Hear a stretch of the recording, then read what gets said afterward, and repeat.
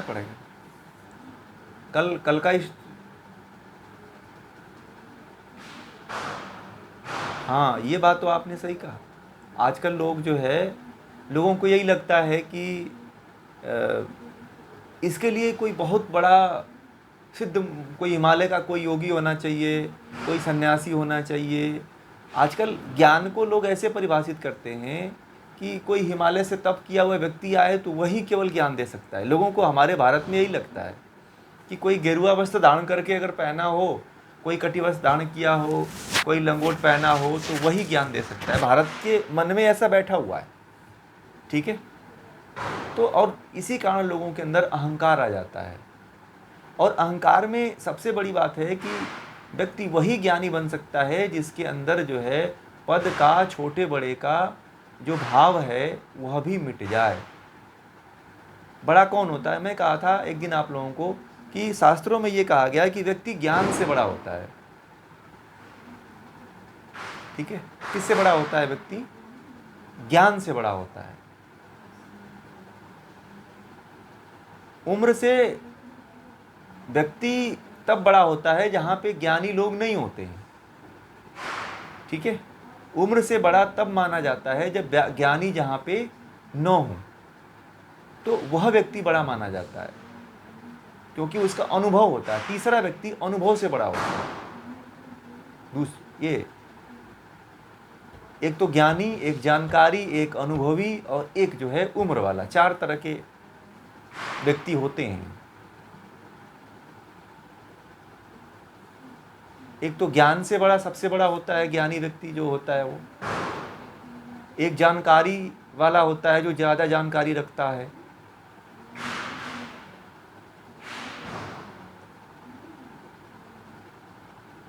और एक अनुभवी होता है जो अपने जीवन के अनुभव को लेते लेते वह बड़ा हुआ होता है, तीसरे नंबर का होता है। चौथे नंबर का जो बड़ा जीवन में उसको कहा जाता है जो उम्र से बड़ा होता है, ठीक है। अब जानते हैं अब क्या होता है कि अहंकार यहीं पे आता है लोगों को। तो जानकार व्यक्ति बड़ा अहंकारी होता है, ठीक है। जानकारी वाला जो व्यक्ति होता है वो कहीं से जानकारी प्राप्त कर गया ना, तो बोलेगा कि अरे मैं जानता हूँ, जो बताएंगे हमको पता है क्या बताएंगे, वो उनके बारे में मैं जानता हूँ। तो जानकारी वाला ऐसे कह करके आपसे दूरियां बना लेता है और बहुत कुछ जानने से वो वंचित रह जाता है। अभी बताइए, 1 घंटे की जो गीता की क्लास होती है उसमें आप लोग कितने तरह के, कितने प्रकार के, कितने ज्ञान प्राप्त कर लेते हो? यहाँ पे जानकारी तो नहीं प्राप्त करते हो ना आप लोग, हैं? मैं जानकारी की तरह पढ़ाता ही नहीं हूँ। दूसरी बात, सबसे बड़ी बात यही है, मुझे बहुत लोगों ने कहा कि आप जानकारी की तरह करो, आप लोग, आपको बहुत फ़ायदा होगा, लोग जुड़ेंगे आपके साथ। मैंने कहा कि मेरे साथ 4 लोग ही रहें, अच्छी बात है, कोई प्रॉब्लम नहीं, परंतु मैं ज्ञान वाला ही ज्ञान दूंगा, क्योंकि मुझे जानकारी वाला ज्ञान मैंने आज तक पढ़ा ही नहीं। मैंने जानकारी के लिए कोई किताब आज तक मैंने पढ़ा ही नहीं, ठीक है। ज्ञानी व्यक्ति को ये किताब, यदि ये गीता है ना, तो ज्ञानी व्यक्ति को ये गीता कभी नहीं याद होती है, जानकार पूरा रट लेता है इसको, ठीक है। मैं जो है अपनी कविता लिखता हूँ, मेरी कविता ही मुझसे भूल जाती है, मैं बताऊँ आपको, ऐसा मैं नहीं, मुझे याद रहती है। मुझे एक बार किसी ने कहा कि थोड़ा कविता सुना दो, मैंने कहा कि मुझे याद ही नहीं रहती, मुझे डायरी लाना पड़ेगा तब आपको सुना पाऊंगा, नहीं तो ऐसे नहीं सुना पाऊंगा।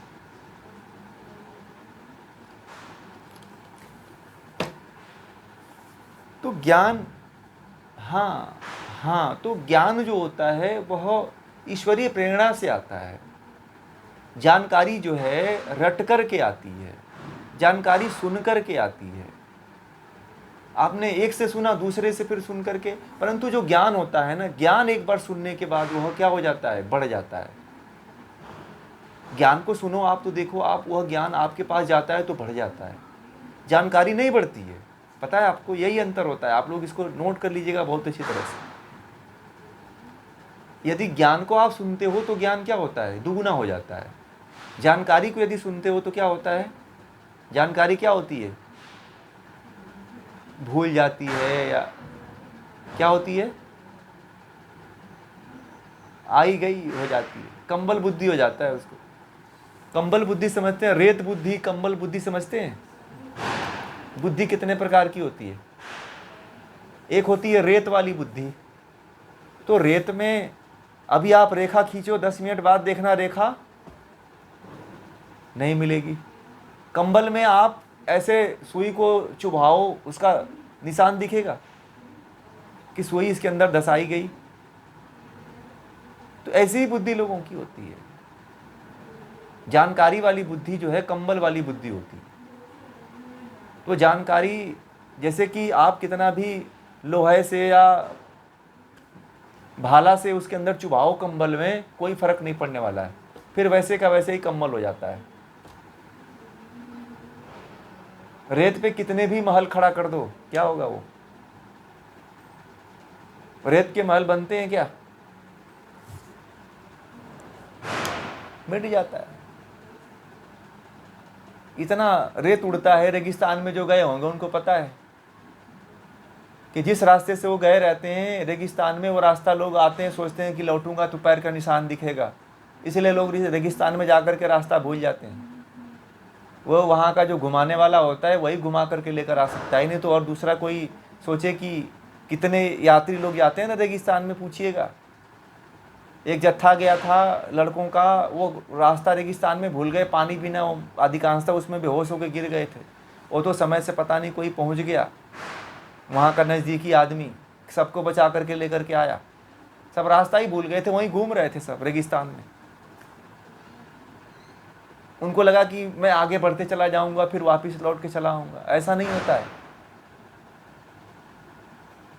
बालू जो जिस रेत पे आप चल रहे हो वही रेत तुरंत मिट जाता है कि आप इस रास्ते से गए, वो 1 मिनट में देखोगे, पता ही नहीं चलेगा कि कोई गया इधर से।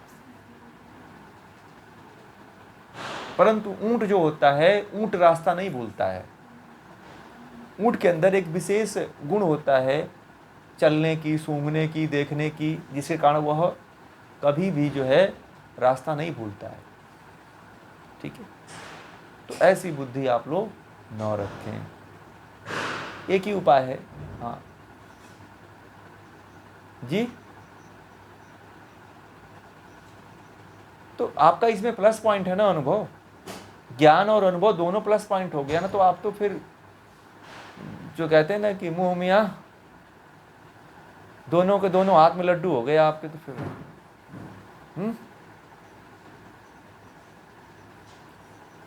तो वो ज्ञान दुगना, इसीलिए तो मैंने बोला कि ज्ञान क्या हो जाता है। आपने ज्ञान लिया तो आपके अंदर जाकर के क्या होता है? दुगना हो जाता है, बढ़ जाता है। जानकारी नहीं बढ़ती है। जानकारी तो वैसे कि वैसे रहती है। आपने मान लीजिए जानकारी लिया कि ये पेंसिल जो है लकड़ी से और इससे कार्बन से बनती है, परंतु आने वाली टेक्नोलॉजी 1 साल में इसको वैज्ञानिक दूसरे तरीके से बनाने लग जाएंगे।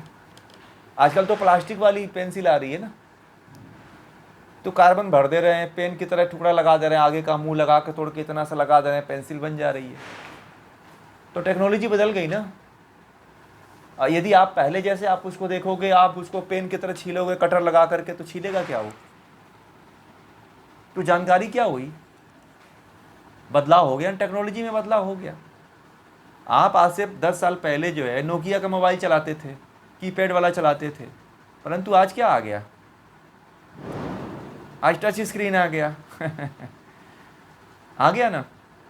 कुछ साल बाद और कुछ आ जाएगा।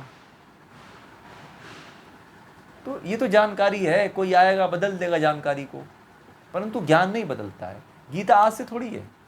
गीता को 5298 साल हो गए, परंतु आज कहीं बदली है क्या? ये वैसे का वैसे ही ज्ञान है, फिर भी यह आज भी उतना ही जीवंत है जितना कि अर्जुन के समय में जीवंत था यह। ठीक है, समझ में आ गई बात? यह उतना ही जीवंत अर्जुन के, कृष्ण के समय में भी था, और आज भी हम लोग पढ़ रहे हैं तो उतना ही जीवंत है, क्योंकि यह ज्ञान है।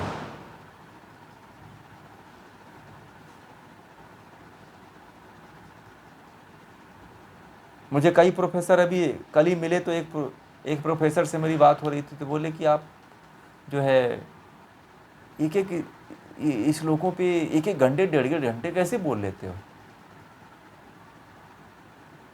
हमें तो बड़ा प्रोजेक्टर लगाना पड़ता है, फिर नोट तैयार करना पड़ता है 1 घंटा। मैं तो कहता हूँ कि मैं कुछ नहीं नोट वोट बनाता हूँ, मैं तो आपके सामने ही बैठता हूँ, अपने सामने आपके सामने किताब खोलता हूँ, श्लोक पढ़वाता हूँ आप लोगों से, अर्थ पढ़ता हूँ, फिर आपको बताता हूँ। मैं कोई पढ़ाई नहीं करता। वो कहते हैं कि मैं तो जो है अगर मुझे कोई टॉपिक दे दो तो उसको 1 हफ्ता के लिए चाहिए, मुझे पीसी पे उसको बनाना पड़ता है, उसका नोट करना पड़ता है, उसके पॉइंट नोट करने पड़ते हैं, 10 किताबें इकट्ठा करनी पड़ती हैं, तब मैं जाकर लेक्चर मेरा हो पाता है कहीं यूनिवर्सिटी में। मैंने कहा कि बुला लेना अगर आपको कहीं हो तो। बोले कि बच्चे भाग जाएंगे, सुनते ही नहीं हैं आप इतने घंटे तक।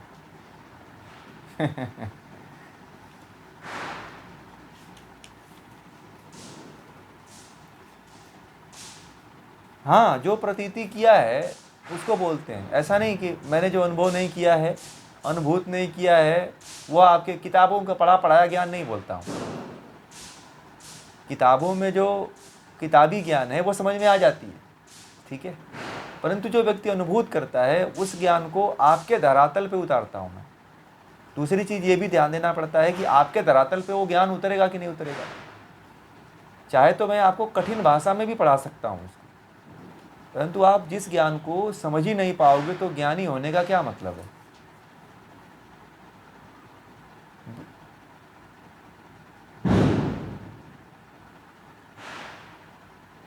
हाँ हाँ, वही चीज़। बाकी कोई किताबी ज्ञान से किसी को ज्ञान थोड़ी होता है। किताबी का ज्ञान तो वैसे आपके पास, सबके पास किताब है जो मेरे पास है कि नहीं। कुछ लोग मुझसे कहते हैं कि आप बताओ ना कहा कैसे पढ़ते। मैंने कहा कि मेरे पास जो किताब है वही किताब है, आप ले लेना, आ जाना, देख लेना।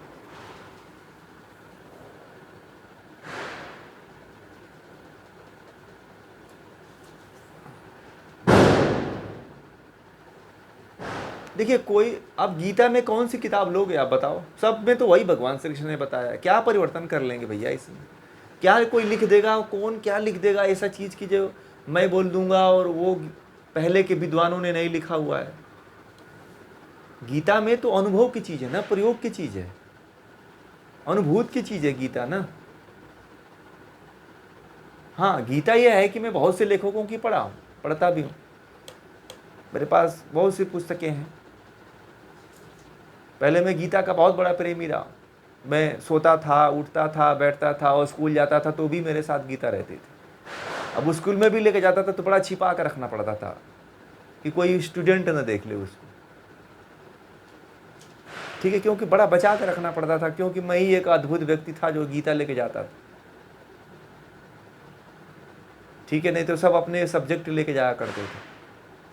तो मुझे लगता था पता नहीं क्यों उस समय कि ये रखो अपने साथ में, अच्छा रहता है, ठीक है।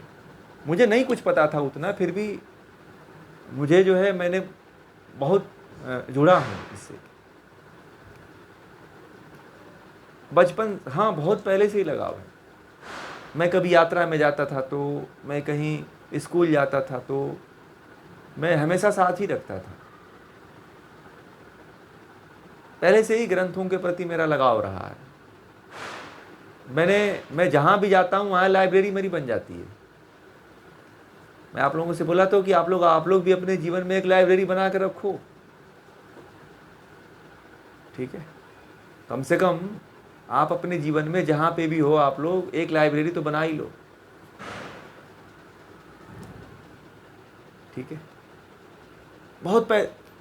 जी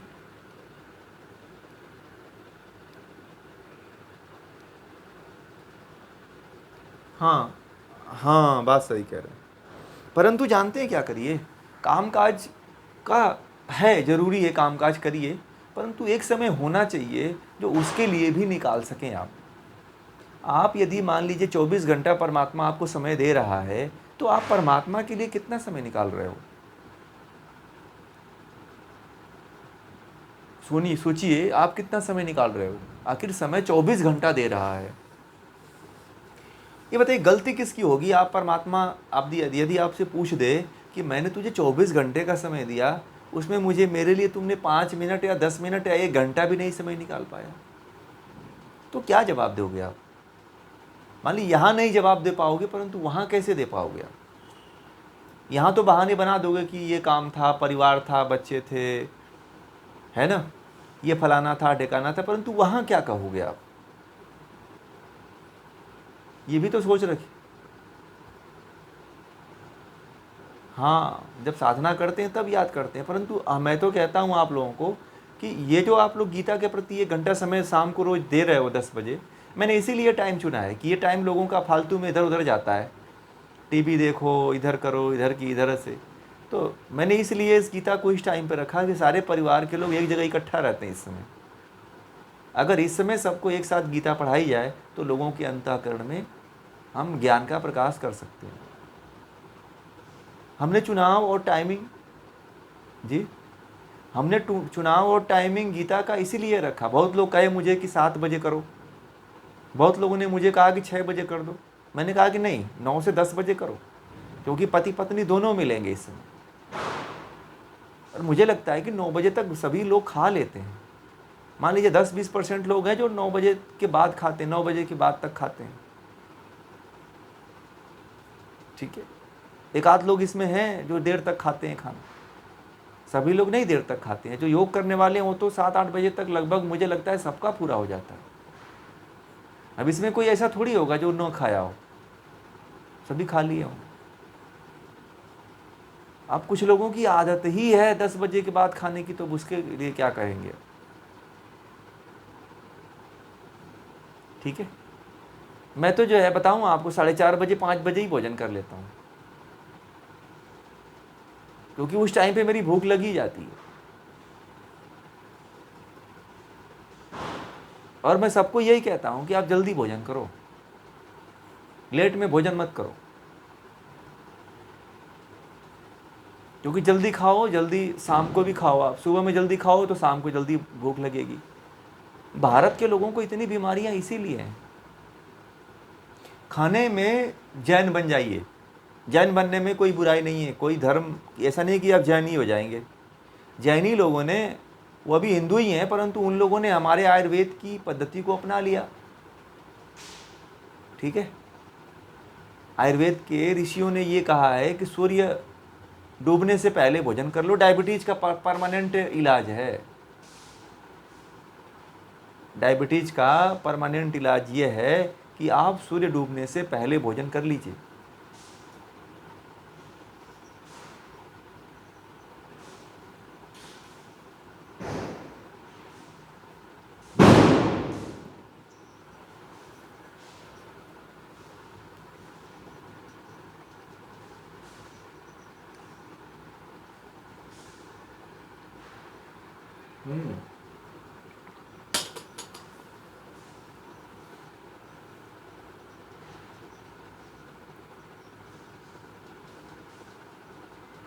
उठते कितने बजे हैं वो दिन में?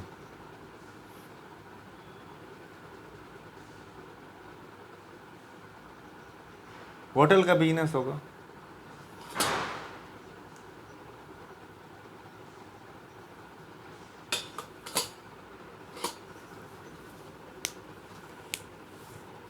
आप तो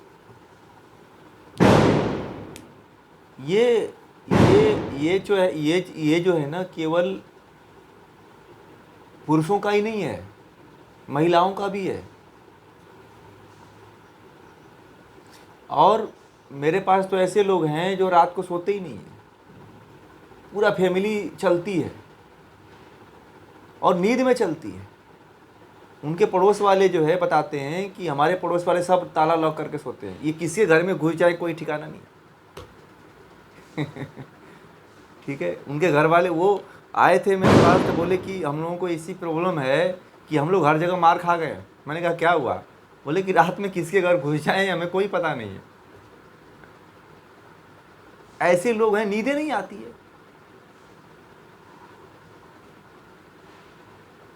ये सच्ची घटना है।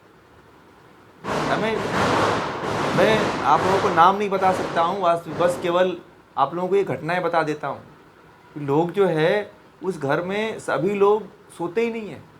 यहाँ तक कि जो 8 साल 6 साल के बच्चे बच्चियाँ हैं उनको भी नींद नहीं आती। बड़े ताज्जुब की बात है, वो भी नहीं सोते हैं, रात भर नहीं सोते हैं और खाना बहुत पहले खा लेते हैं, परंतु सोने अनिद्रा की बीमारी है। उसके दादा जो है नींद की 8 गोली लेते हैं, उसके पिता जो है नींद की 6 गोली लेते हैं, उसकी मम्मी जो है 4 गोली लेती है। ऐसे है, गोलियां बता रहा हूँ। और जानते हैं वो लाइसेंस बनवा रखे हैं नींद की गोली लिख लेने के लिए। अब आपको ये भी घटना बता दूं, नींद की गोली मिलती नहीं है सबको। उनका परिवार जो है, उनके दादा के नाम, उसके जो परिवार है उसके दादा के नाम से लाइसेंस बना हुआ है नींद की गोली लेने के लिए। सरकार के किसी अधिकारी ने परमिशन दे रखा है कि इनके परिवार को जो डॉक्टर से लिखवा करके लाइसेंस ले रखा है कि इनके परिवार को नींद की गोली किसी भी मेडिकल स्टोर से दी जाए। तो जो उसका जेरॉक्स कॉपी लेकर के जाते हैं अन्य मेडिकल पे, या फिर उसका फ़ोटो खींचता है मेडिकल वाला, तब देता है उनको दवा। ऐसी तो मैंने इसके बारे में, इसके तह में जानने की कोशिश किया तो मुझे पता चला कि ये परिवार जो है दिन रात जो है रात भर जो है जगता था। टीवी देखते थे, मूवी देखते थे, फिल्में देखते थे, नाचते थे, फिर शराब पीते थे, खाना भी खाते थे। तो लेट लेट तक खाना खाते थे, पार्टियां करते थे। इस कारण उनकी दिनचर्या ऐसी खराब हो गई। ठीक है, ऐसे ऐसे लोग हैं कि आप क्या कहोगे। लोगों के बारे में जब आप सुनोगे तो आश्चर्यचकित हो जाओगे कि लोग कैसे कैसे हैं।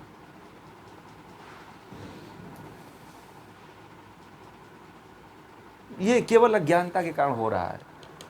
किसी को न अपनी संस्कृति मालूम है, न किसी को आध्यात्म मालूम है। सभी समस्याओं का ट्रीटमेंट क्या है? आध्यात्म है। ये ध्यान रखना आप लोग। आयुर्वेद भी कहता है कि कोई रोग शारीरिक नहीं होता है, सारा रोग क्या होता है? मानसिक होता है। अब आप समझ जाइए।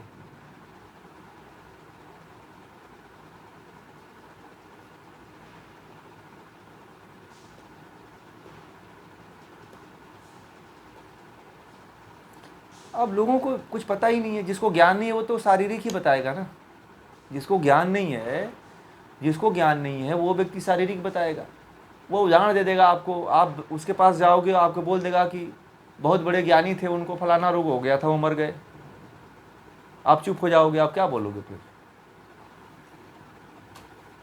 ठीक है, यही बोलेगा वो। उसको तो ठीक होना ही नहीं है। फिर 50 तरह का कुतर्क आपके सामने पेश कर देगा वो।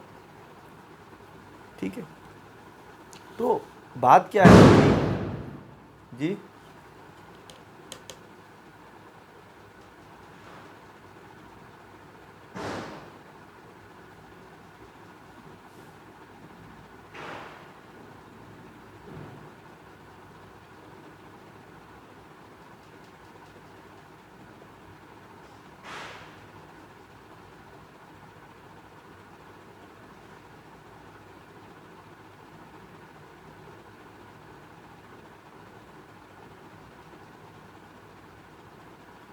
मतलब देखिए, जो शरीर है ना, शरीर का काम है कि मृत्यु को प्राप्त होना। ठीक है, परंतु यदि कोई साधु है और वास्तव में उसने अपने जीवन में साधुता का सही तरीके से पालन किया हुआ है, ठीक है, तो वह अपने शरीर को जैसा चाहे बनाता है। परंतु कुछ साधु ऐसे हैं जो अपने जीवन को उस साधु तो बन जाते हैं, परंतु उसकी जो कंडीशन होती है, जो उसके जो नियम होते हैं, उस पर वो अपने आप को नहीं चला पाते हैं। ठीक है, अब भगवान श्री कृष्ण ने जो बातें गीता में बताई, वह क्या व्यक्ति उसको पालन कर पाता है?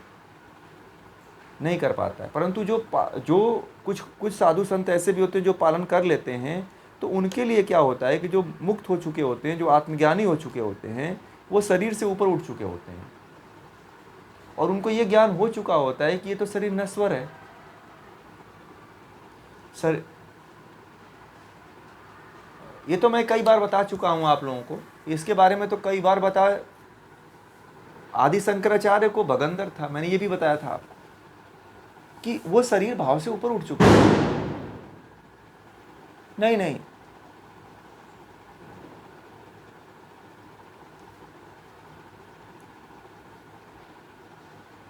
ये इसलिए हो गई कि बात मैं समझ गया, ये इसलिए हो गई कि वो लोग शरीर भाव पे ध्यान नहीं देते हैं, शरीर के प्रति ध्यान नहीं देते हैं, क्योंकि वो ये मानते हैं कि शरीर मैं हूं ही नहीं।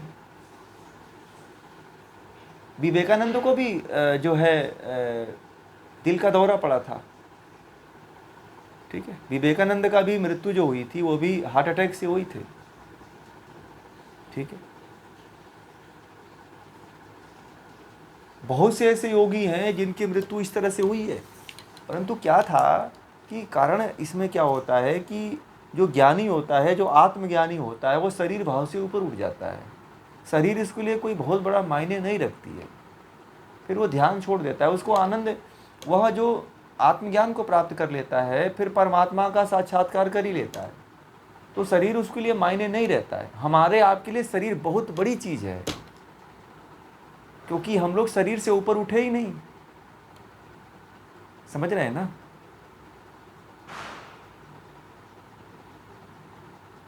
नहीं, कष्ट वो भाव ही नहीं आता है ना। तो कष्ट देखिए, कष्ट होता है, दर्द उठता है, परंतु उस पर केंद्रित नहीं होते हैं वो। जैसे कि आप शरीर भाव से मुक्त हो गए ना, तो शरीर भाव से मुक्त होने के बाद आप शरीर में कोई भी पीड़ा होती हो, आप उसके प्रति फिर ध्यान नहीं देते हैं वो लोग। आप इतने केंद्रित हो गए हो कि शरीर में कहीं एक सुई भी चुभे तो आपको पता चल जाती है, ठीक है।